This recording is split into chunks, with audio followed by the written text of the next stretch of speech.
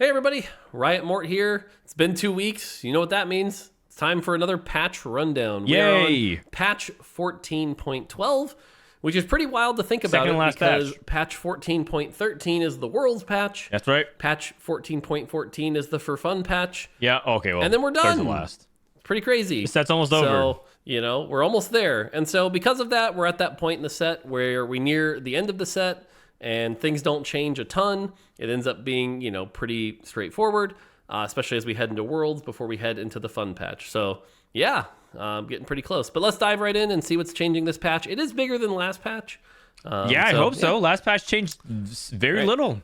First thing, this is a revert. If you remember, we did that one patch where it used to be the 3 stars were dominating, and then we did the framework adjustment and the leveling change and a couple other things.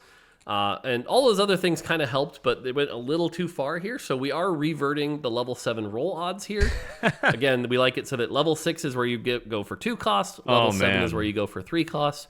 Level 8 is where you go for 4 costs and up. And it kind of made level 7 lose its identity that we ended up not being really happy with. So level 7, 40% odds. Get those 3-star 3 costs if you want. That's what that level's there for. So this is really big. The only things that could thrive at level 7 were things that you want to roll for 2 costs and 3 costs anyways. So like Zoe Zyra, for example, 2 and 3 costs, or other things that are like that. And this is important because I think they're going to be buffing a handful of 3 costs. So 3 cost rerolls should be back. And more importantly, it's not about necessarily that you want to just necessarily like, okay, this is a level change so that level or so that 3 costs are better now for re-rolling, but you can also just like justify rolling a little bit at 7 if you need to stabilize before going to 8. Before, it just feels like there's no reason to roll at 7 like ever until you get to 8, because you either just roll a little bit on 6 and hope that you can spike on 6 and then save for 8, or you stay on 7 permanently because you're re-rolling entirely. So this is an important change, and they're reverting it.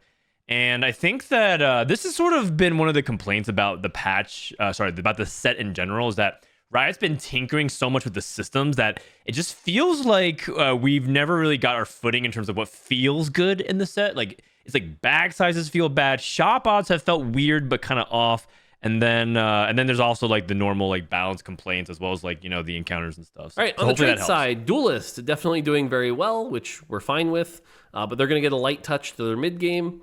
You've noticed we've been doing that a couple patches in a row now where it's like a light touch to a champion or a light touch to a trait.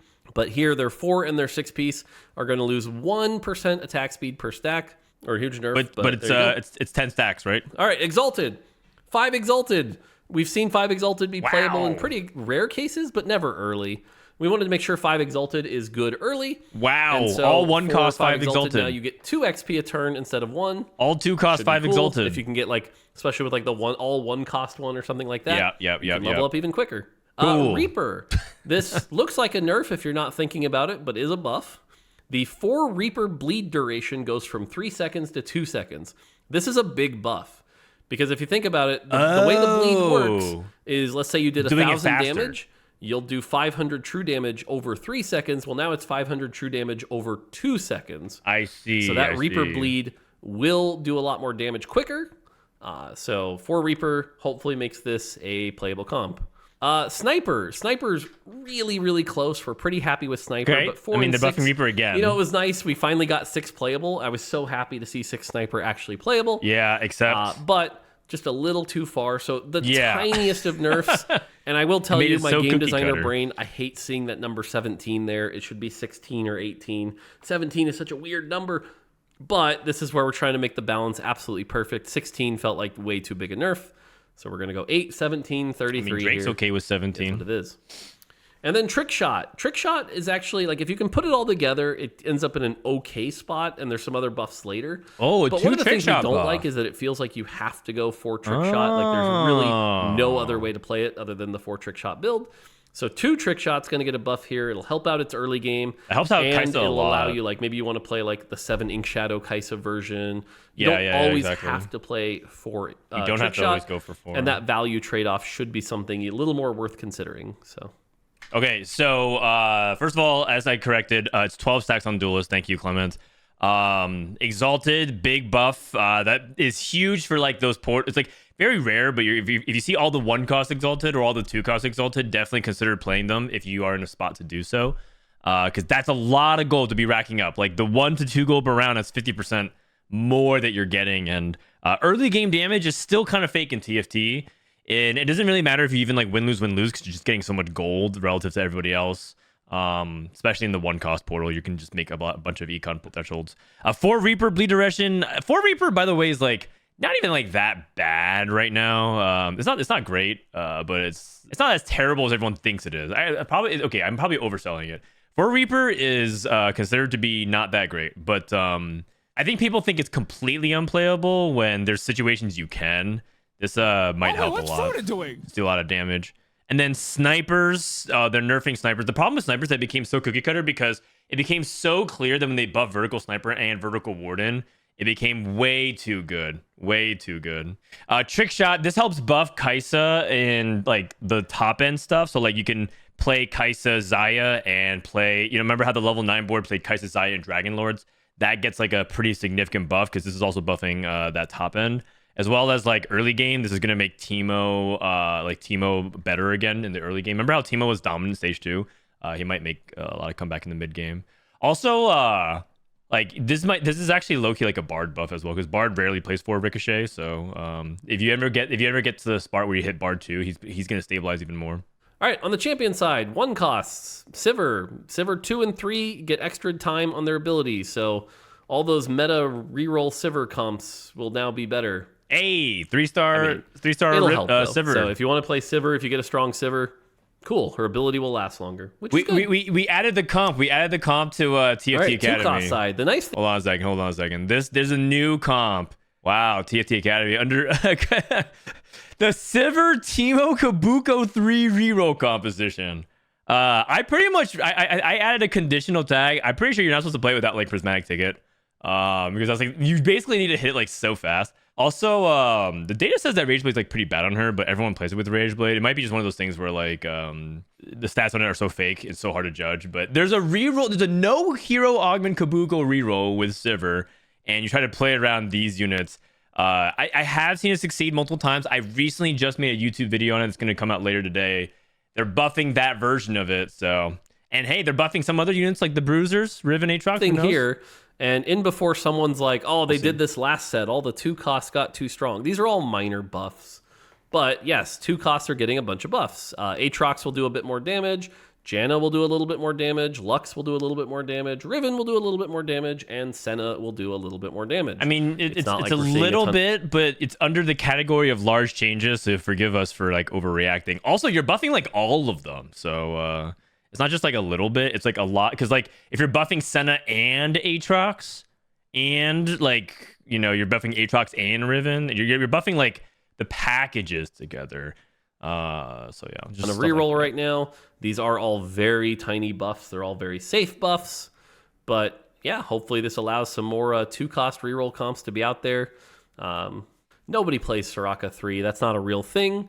So Soraka 3 gets a buff. Should make her pretty good. And then, yes, so here's going to be the hot topic. They're buffing 4 Reapers. We got the Reaper buff. They're buffing Yone. We got the level 7 odds, and we got a Yone buff. Yone's broken. So, is Yone back? Yes. Are we back to the launch? Is Yone back? And if he is, and Chinese with player base numbers, how many Lilias and Ashes can he kill? It'll be interesting. So, yeah, the thing about Yone is if he gets to the back line, he's gonna give snipers and Lilia players such a hard time. Like you guys have been bemoaning about Yone, but hey, I know China's happy. China loves Yone like a lot. Every single set they see Yone, they just want to play Yone. Man, I'm getting more dogged again. On the 4-cost side, and again, you'll notice it's a lot of buffs, right? Like we're not Buffs nerfing the stuff that's really OP. We're just kind of buffing everything a lot else. of things and hopefully opening up more lines here. But Annie and Galio have been the 2 4-cost tanks that have suffered the most. So they are going to get lower mana, so they'll be able to cast more often and hopefully keep their team alive and stay alive. So cool for them. That's a big deal. Annie is one of those units that the more she casts, the more she's going to help stay alive and help her cast again. So this is like a big thing because Annie gains HP for casting. So it just helps her potentially go kind of crazy with the invokers. Like if she gets a lot of mana going and she has like a bunch of defensiveness. So that's nice. This kind of makes Annie 1 like kind of a terror early mid game. I feel like she's not going to be killed at all, like killable in stage 2, stage 3 if you hit her. Kayn, yep, Galley that's right, buff, more Yone buffs. Kayn's going to get 5 more AD. Kayn's going to be able to do a lot of 4 damage Reaper, here, Kayn, so Yone buffs. Kayn's cool. And then Nautilus, just a little bit less health here. Nautilus, still good champion, still doing fine. That CC, he's often casting 2, maybe even 3 times in a fight. So just a little less HP, so you have to invest in him. Should be pretty minor. Oh, can't see the Yone buff. Sorry about that. So okay, what am I supposed to do with my camera? What am I supposed to do with my camera? Galio gets a 20 mana buff, and then Yone gets a attack speed buff. So Yone is going to be stronger, attack speed buff, and Galio's going to cast a little more. Hopefully keep their team alive and stay alive. So cool for them. And then Nautilus getting nerfed a little bit. I mean, he's just such a strong champion, and or rather, he's so strong when the Warden's set up, and he's just like super contested all the time. I'm pretty sure part of the reason why his AVP is so good and like why he's doing so well, like I don't think they needed to nerf Nautilus. I actually think that they could have just kept him where it is. Like part of the reason why he's doing so well is because he's like packaged in Lilia and Ashe, which are 2 of the best 3 compositions. And so that's why I think they might feel like they need to nerf him, but they really don't. They really don't, actually. I'm pretty sure this nerf is unnecessary. It's fine, like 50 HP, not the end of the world, but it might be one of those things where your Nautilus might not cast. Like, Nautilus already trolls a lot of fights, so he might even be more of a troll now. And then Nautilus, just a little bit less health here. Nautilus, like I don't think this is good necessary. champion, still doing fine. That CC, he's often casting 2, maybe even 3 times in a fight. So just a little less HP, so you have to invest in him. I'm not going to put my cam over Mord's face, you guys. Come on. 5 cost side, Hui actually gets a buff here. So if you now have a Lilia 2 and a Hui 2, Hui should be a little bit more worth it. And then Lissandra right now is the worst 5 cost. Yeah. So again, this is barely a buff, but you'll happen to get more loot. It's a fun buff. It's a fun buff. Some more fun power. I'm down for it's fun not buffs. like it makes her way better. Obviously, that rework where she lost the throw hit her pretty hard. So we've been slowly buffing her up patch by patch. Man, I'm getting more dogged again. Hui this buff might not look like a big deal, but when we start giving AP items to Hui and the fact that he hits like 6, 7, 8 champions at a time, it could actually add up for a while. So Hui might be really good again. Remember in the very beginning of the set where Hui was just so busted, you always played Hui 1. I don't think we're there, but there's a possibility that this buff ends up being pretty profound. All right, items. Lichbane. If you were curious about Lichbane the artifact, they're buffing this is Lichbane. Get a pretty decent buff, upwards of 10%. Surely they maybe bug a fix little more, Kitchen, like 12% here. So Lichbane, if you want to play Lichbane Kindred or Teemo or something like that. A big part of this, by the way, is that one of the best users of Lichbane was bugged, which we'll talk about later. Kindred. We fixed that bug. So if you look at the Lichbane stats, a lot of that was being propped up by the bugged Kindred. Okay. So yeah. Suspicious Trenchcoat. This artifact's great. Has a bunch of really cool combos. That's a huge nerf. Oh my god. Too much health, a little too much value, so it's going to lose 150 flat health. Aegis of the Legion now displays VFX during planning phase, so you can see which hexes are being activated. Helps. Thank goodness. I mean, it doesn't really affect this gets me, a bit of a but change. That's a good one. This item's probably going to end up getting reworked eventually, but for now, the AD and AP reduction goes down. Wait, what? The AD and AP increase goes down as well, but the duration goes up to 15 seconds, and you can stack them. Now, in the wild case where you get 2 spites, So you can play 2 spites. lowering your enemy's team's AD and AP by 50% is pretty wild. They do stack, so we'll For see. 15 But seconds? I don't think this is going to move the You needle can a bunch. increase yours thing by but it is a change. 80% as well. And then Crest of Cinders and more Morellonomicon, they got their bug fix last patch. Right, they were That bug terrible. fix nerfed them more than we wanted, so now we can put power back in them. I'm a big fan of the Crest of Cinders because now the bonus damage isn't lower than the base version, so that's nice. Duration goes 30 seconds. And then more Morellonomicon has its attack speed increased. So just to let you guys know, we talked about this on the TFT podcast, TFT Study Hall, which is a great podcast, by the way. If you've never listened to it, Dishop and I every week sit down and talk about the meta and talk about like fundamental skills, strongest board, econ, augment selection, positioning, so on and so forth. We talked about this. The best radiant items in the game, Morello and Radiant Red Buff, went from the best to the worst because they fixed the burn from 3% to 2%. That sounds, and this is like for players who like don't understand. Okay, it's like 1%. What's the big deal? It's a 1% burn. but it's a huge deal, and they nerfed their stats, so now they're bringing back the stats to compensate for it because they brought back the burn percentage. These items are awful, and I see so many people still prioritize picking it. It makes me feel like it's a waste of a rating item now. So, or at least the data implies that it's really not good. So, it's a losing rating item. On the augment side, these are all really minor changes, but let's go through them. Oh, the spite stack, by the way. Yeah, I think they should rework this because it's very niche. It only works for like melee mirror. Like the only time you ever get full value on this item is against a melee versus melee, like duelist versus duelist or duelist versus reapers. Hey, maybe with Reapers being back in the meta, Spite's going to be more important now. Man, but I'm getting more dogged again. It feels like such a niche item. Happy 14 Frodadio7. Kiwi, thank you. And you don't really want this in a lot of generic situations. And support items, you don't want them to be too niche because then that's more like the artifact design space, not the support one. So yeah. It's 3 more gold. Yay, I like that augment. Boiling Point gets a Lux and an Amumu now to help you get started. Cool. Okay. Built different, still struggling. Yes. Gets a buff. Terrible augment. Back. Cool. Combat Caster, those shields are going to last a little less time. So they're not just free bonus health. So those will wear off pretty quick.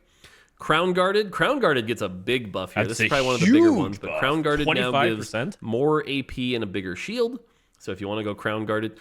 Now again, Crown Guarded has a time limit. Don't put 3 Crown Guards on somebody. That's not the play.